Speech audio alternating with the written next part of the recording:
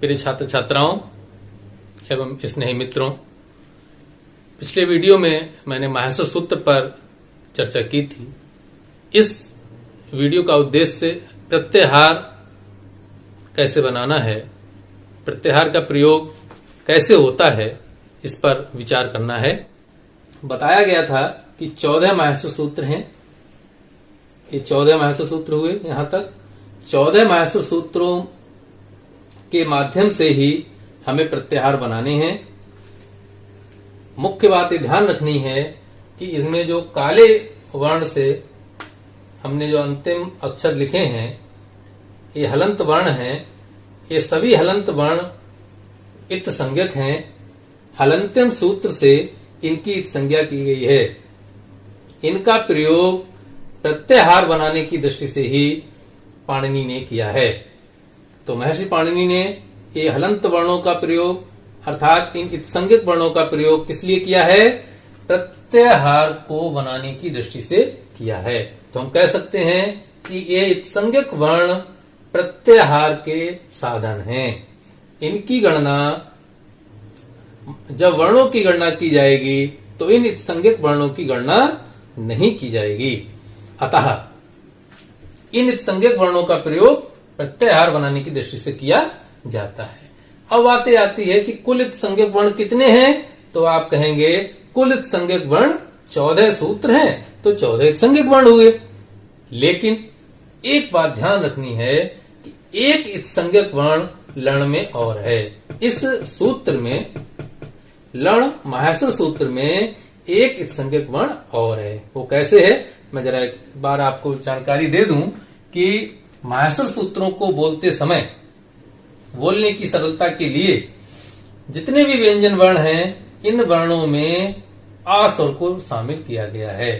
जैसे ल व्यंजन वर्ण है, हलंत लगा है। ल में जब हम आ को शामिल करेंगे तो ल स्वर सहित पूर्ण वर्ण बनेगा।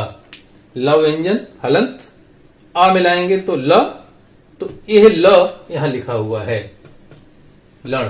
इसका मतलब है कि ला में एक स्वर है। वो कौन सा स्वर है? अ।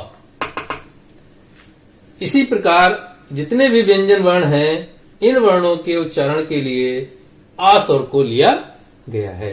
तो पहला तो प्रश्न ये हो गया कि समस्त व्यंजन वर्णों के उच्चारणार्थ कौन सा वर्ण आया है? तो आप कहेंगे आ स्वर आया है। दूसरी बात, अभी कहा था कि इत्संज्ञक वर्ण 14 हैं, लेकिन अभी कहा फिर मैंने कि एक इत्संज्ञक वर्ण लण में और है। वो कौन सा है? अ। यही अ की भी इत्संज्ञा की गई है, केवल इसी सूत्र में, और कहीं नहीं।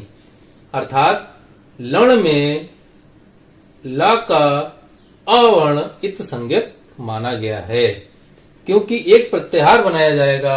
वो प्रत्याहार होगा र प्रत्याहार। उस र प्रत्याहार को बनाने के लिए ल का आ इत संज्ञक कहा जाएगा। इसकी चर्चा, र प्रत्याहार की चर्चा अभी बाद में करेंगे। सबसे पहले अभी आपको बता दें कि प्रत्याहार बनाने के लिए सबसे महत्वपूर्ण बातें आ गई। अंतिम वर्ण इत्संज्ञक है, इनका लोप हो जाता है, और एक इत्संज्ञक वर्ण ल में आ है। ये सामान्य जानकारी थी। तो कुल मिलाकर के इत्संज्ञक वर्ण कितने हुए माहेश्वर सूत्र में? 15। प्रत्याहार पर आते हैं। प्रत्याहार विधायक सूत्र। जब प्रत्याहार बनाते हैं, सबसे पहले तो प्रत्याहार की परिभाषा। प्रत्याहार का शाब्दिक अर्थ है संक्षिप्त रूप से कथन। प्रत्याहार का शाब्दिक अर्थ है संक्षिप्त रूप से कहना। वैज्ञानिक पद्धति पर हमारा माहेश्वर सूत्र आचार्य पाणिनि ने तैयार किया है। तो संक्षिप्त रूप से कहना, किसी भी विस्तृत बात को संक्षिप्त रूप से कह देना प्रत्याहार कहलाता है। जैसे अक प्रत्याहार मैंने पहले भी बताया था। यहां पर एक उदाहरण के तौर पर हमने 4 प्रत्याहार लिए हैं। सूत्र प्रत्याहार बनाने का सूत्र क्या है उसे बाद में बताता हूं, पहले उदाहरण लेता हूं। अक प्रत्याहार बनाते हैं तो जो भी हमारे एक अंतिम वर्ण हैं वो प्रत्याहार में जरूर होंगे। ये हमेशा याद रखिए, जो भी प्रत्याहार होगा, ये सब प्रत्याहार हैं। ये हमने सारे प्रत्याहारों को, महत्वपूर्ण प्रत्याहारों को यहां पर लिखा है। तो जो भी अंतिम वर्ण होगा वो हलंत होगा, अर्थात प्रत्याहार का जो अंतिम वर्ण है वो इन्हीं में से होगा जो ये काले रंग से लिखे हुए हैं। ये अंतिम वर्ण होगा जो कि इत्संज्ञक है, जिसका लोप हो जाता है। अब आ से लेकर का तक, अक का तात्पर्य क्या है? अ से लेकर का तक, सीधा सीधा अर्थ लीजिए, आ से का तक। अब माहेश्वर सूत्र में ढूंढिए आ कहां पर है, तो आ कहां पर है? ये आ है। क कहां पर है? तो ये हलंत वाला। ये बात ध्यान रखिए कि हमेशा हलंत वाला ही पीछे वाला जो वर्ण है, अंत वर्ण है, इत वर्ण है, वो लेना है। अब जैसे का यहां पर भी है, ये देखिए क, तो अक का तात्पर्य का नहीं लेना है, अक का तात्पर्य हलंत का लेना है। तो आ से लेकर क तक, तो आ से लेकर का तक के वर्णों को हम लेंगे अ, ई, उ, री और ली। क्योंकि आ, ई, उ, री और ली अंतिम वर्ण हमको नहीं लेना है, ये बात सदैव ध्यान रखनी है। अंतिम वर्ण केवल प्रत्याहार बनाने की दृष्टि से सम्मिलित किए गए हैं, उन्हें वर्णों में शामिल नहीं करना है। तो अक प्रत्याहार में आ से लेकर का तक के वर्ण आएंगे, ये वर्ण आ गए, वर्ण को नहीं लेना। इसी प्रकार फिर से देखिए इक वर्ण, इक प्रत्याहार, इक प्रत्याहार में ई ढूंढिए कहां पर है, ये देखिए ई है, और का तक आना है, ई से लेकर क तक। तो इसका मतलब है ई से लेकर का तक कौन कौन से वर्ण आएंगे? ई, उ, री, लिरी, ई, उ, री, लिरी। अब अंतिम वर्ण नहीं लेना है, ये हमने पहले भी कहा था, फिर से ध्यान रखिएगा। यही एक गलती होती है, वरना कोई गलती नहीं है, इतना ध्यान रखना है। इसी प्रकार एच प्रत्याहार ए से लेकर चा तक। अब इस ए से चा तक ध्यान रखना है, ए से चा तक आना है, ए से चा तक दूसरा माहेश्वर सूत्र है, दूसरा प्रत्याहार बनेगा ए से चा तक, ए से चा तक। अंतिम वर्ण हलंत वाला ही लेना है, क्योंकि चा हमें यहां पर भी मिलेगा, ये वो वाला चा नहीं है, हलंत वाला चा लेना है। ए से चा तक, ए से चा तक कौन कौन से वर्ण आए? चार, ए, ओ, ऐ, औ, ए, ओ, ऐ, औ। आदि रंतेन सहता, जब इसको हम अलग अलग करेंगे तो आदि अंतेन सह इता, इत में तृतीया व्यक्ति लगी हुई है, इत में तृतीया व्यक्ति लगी हुई है, इता। अब जरा ध्यान से इस शाब्दिक अर्थ समझेंगे। आदि, आदि का मतलब होता है आदि वर्ण, पहला वर्ण। आदि का मतलब पहला वर्ण। अंतेन का मतलब अंतिम वर्ण से। आदि वर्ण अपने इत्संज्ञक वर्ण से, ध्यान से समझिए, आदि वर्ण अंतेन अर्थात इत्संज्ञक वर्ण से, इन हलंत वर्ण से, सह माने साथ, संज्ञक वर्णों के साथ अपने और अपने मध्य में आने वाले वर्णों का बोध कराएगा। क्या शाब्दिक अर्थ हुआ? जो आदि वर्ण है इस संज्ञक वर्ण के साथ अपना और अपने मध्य में आने वाले वर्णों का बोधक होता है। सीधे सीधे सूत्र याद रखिए, आदिरंतेन सहेता। और जब आपको प्रत्याहार बनाना हो तो ध्यान से समझिए, आ से लेकर का तक के वर्ण, आ से का तक के वर्ण आएंगे, और जो आ वर्ण है वो केवल अपने आप को ही बोधक नहीं होगा, वो अपने आप के साथ साथ इन मध्य में आने वाले वर्णों का भी बोधक होगा, ये तात्पर्य है। ऐसे ही एच प्रत्याहार में ए आदि वर्ण है, चा इत संज्ञक वर्ण है, ए से लेकर च तक, तो ए केवल स्वयं का बोधक नहीं है, ए अपने स्वयं का बोधक होने के साथ साथ इस संज्ञक वर्ण के मध्य में जो वर्ण आए हैं उनका भी बोधक होगा। अर्थात ए से लेकर चा तक ए अपने का, स्वयं का, और ओ ऐ औ, ओ ऐ औ इन मध्य में आने वाले वर्णों का बोधक होगा। इसी प्रकार मैंने अन्य उदाहरण लिए हैं प्रत्याहार के। यण प्रत्याहार, तो यण प्रत्याहार जब बनाएंगे तो या से लेके अणा तक, या से लेके अणा तक, या व र ल अंतिम वाला लेना नहीं है, तो या व र ल, या व र ल, यही या व र ल क्या कहे जाते हैं? पिछले वीडियो हमने बताया था, अंतः स्थ वर्ण कहे जाते हैं। यही प्रत्यय, यही यण, या व र ल, ये अंतस्थ वर्ण कहे जाते हैं। इनको अंतस्थ क्यों कहते हैं ये भी बताया था कि अंथा माने होता है मध्य में, स्थ का तात्पर्य होता है स्थित, जो बीच में स्थित हैं वो अंतस्थ वर्ण है। बीच में कैसे? ऊपर स्वर, नीचे व्यंजन, बीच में अंतस्थ वर्ण, इसलिए हम इन्हें अंतस्थ वर्ण कहते हैं। यावर हल्ला। अब इसका प्रयोग व्याकरण में कहां होता है तो कुछ उदाहरण के साथ मैं बता देना चाहता हूं कि अक प्रत्याहार आपने दीर्घ संधि पढ़ी होगी, नहीं पढ़ी होगी तो कभी हम दीर्घ संधि पढ़ाएंगे तो सूत्र बोलेंगे अकह सवर्णे दीर्घा, अकह सवर्णे दीर्घा। वहां पर ये अक प्रत्याहार हमको लेना होगा, क्योंकि अक वर्ण जब सवर्ण होगा, सवर्ण के साथ जब योग होगा तो दीर्घ संधि हो जाती है।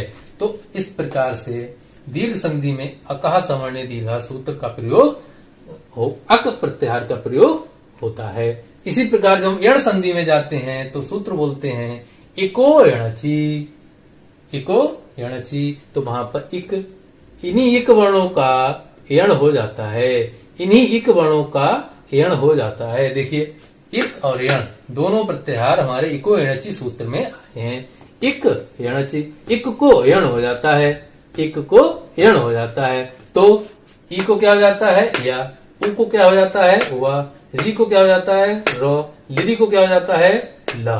देखिए यहाँ पर संक्षिप्त रूप से बात कही है हमने कि इक वर्ण जो है वो यण में बदल जाते हैं। कब? जब हम यण संधि करते हैं। तो वहां पर जब यण संधि में जाएंगे इको यणची सूत्र पढ़ेंगे और इन दोनों प्रत्याहारों का प्रयोग वहां पर किया गया होगा। तो इस तरीके से व्याकरण में इनका प्रयोग कैसे होता है इसका मैंने संक्षिप्त रूप से उल्लेख किया। परीक्षोपयोगी जो प्रत्याहार हैं, जो परीक्षाओं में बहुत पूछे जाते हैं, आपसे पूछा जाएगा जो बीए के छात्र हैं या टीजीटी, टीईटी, सीटीटी आदि के छात्र हैं कि किस प्रत्याहार में कौन सा वर्ण नहीं आता या कौन सा वर्ण आता है, आदि आदि प्रश्न पूछे जाते हैं।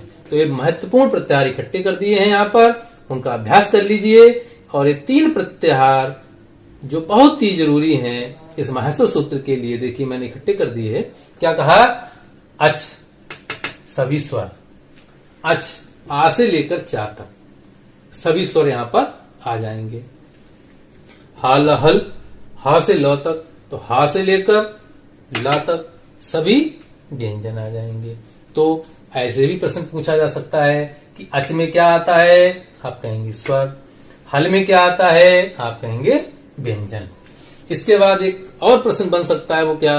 अल, अल में क्या आता है, तो आप कहेंगे आ से लेकर ला तक, अर्थात सभी स्वर, सभी व्यंजन अल प्रत्याहार में आएंगे। तो अल प्रत्याहार में संपूर्ण महस्व सूत्र आ जाते हैं, 14 महस्व सूत्र आ जाते हैं। तो कुल प्रत्याहारों की बात आएगी तो बंधुओं प्रत्याहार कुल हैं 42। कुल प्रत्याहार कितने हैं? 42। अब जो लोग पढ़े होंगे, पुस्तकें पढ़े होंगे, उनके कुछ प्रश्न बनेंगे। जैसे ये 42 प्रत्याहार इसलिए हैं क्योंकि जिनका व्याकरण में पाणिनि ने प्रयोग किया है वो प्रत्याहार 42 बनते हैं। इनकी संख्या घट बढ़ सकती है। पुस्तकों में आपको 42 प्रत्याहार ही मिलेंगे। अब जो चर्चा का विषय है वो ये है अम और र प्रत्याहार। एक प्रत्याहार है अम और एक प्रत्याहार है र। कुछ विद्वानों ने इनको भी प्रत्याहार माना है।